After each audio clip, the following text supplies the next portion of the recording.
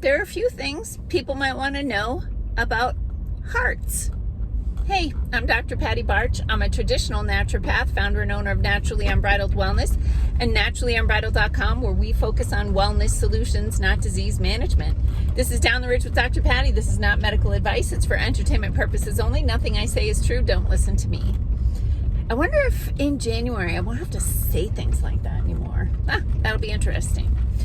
Okay, so one of the things I started doing lately is basically just extrapolating from appointments that I've had and talking about topics that probably affect more people than we realize.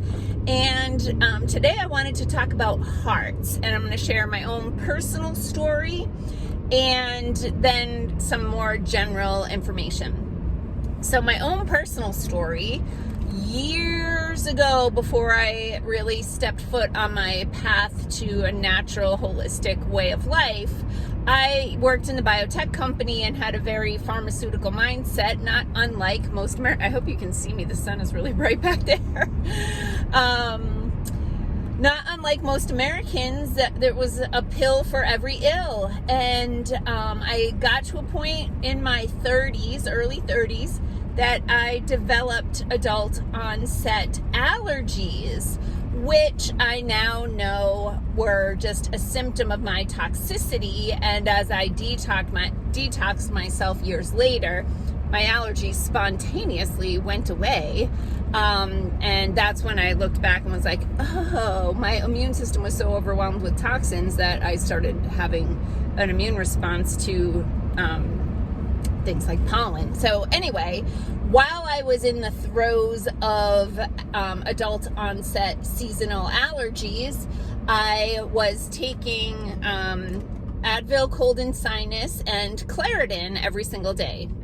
And I wasn't taking any vitamins, and I was eating ultra processed food, and I had a candy drawer in my house, lots of cheese and crackers, lots of rice-a-roni MSG, right? Terrible. And one day I was leaving the barn that I used to keep my horses at, and I was driving home. It was about an hour drive, and I started getting heart palpitations. And normally in the past, when I had gotten heart palpitations, it would just be like one or two, and then, just go away, and that'd be it. It'd be weeks, months between episodes.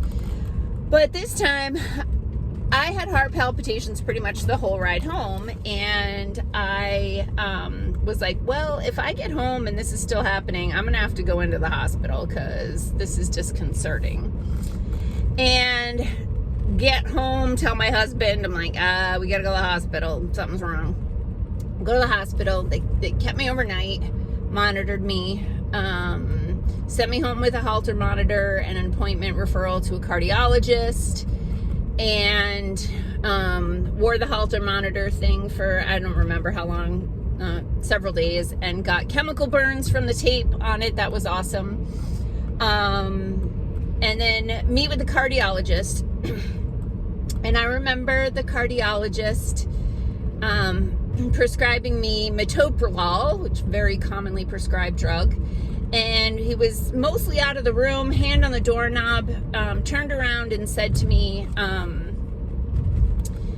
one thing that can sometimes happen with this drug in young people is some depression.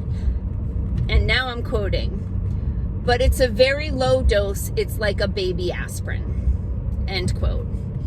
And then went on his way, and I went to the pharmacy and I filled the prescription and I started taking it. And like within a week, roughly, my husband came into the bedroom. I'm in bed crying, and my husband's like, what is wrong? I'm like, I don't know, but I just want to die.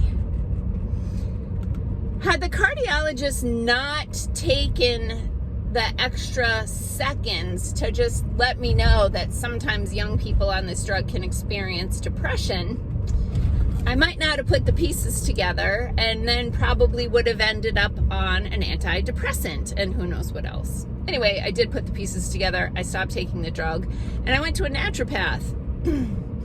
And it turned out, she's like, I think you're deficient in magnesium. start taking magnesium, and lo and behold, my heart palpitations went away.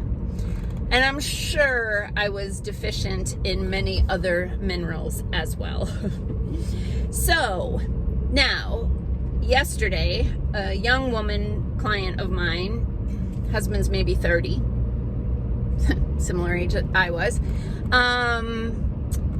is having an arrhythmia, the premature atrial tachycardia, and they want to do what they had talked to me about. The cardiologist wanted to do this, and I was like, I don't know, I got issues with that. I knew enough. They wanted to do something called a cardiac ablation. What a cardiac ablation is they go up through your femoral artery, and they go all the way to your heart, and they cauterize an area of your heart to change the electrical conductivity, that as electricity goes across your heart with every heartbeat, they want to change that. So they'll do a pinpoint cauterization, and then they rely on the heart to scar, because the heart doesn't heal, it scars.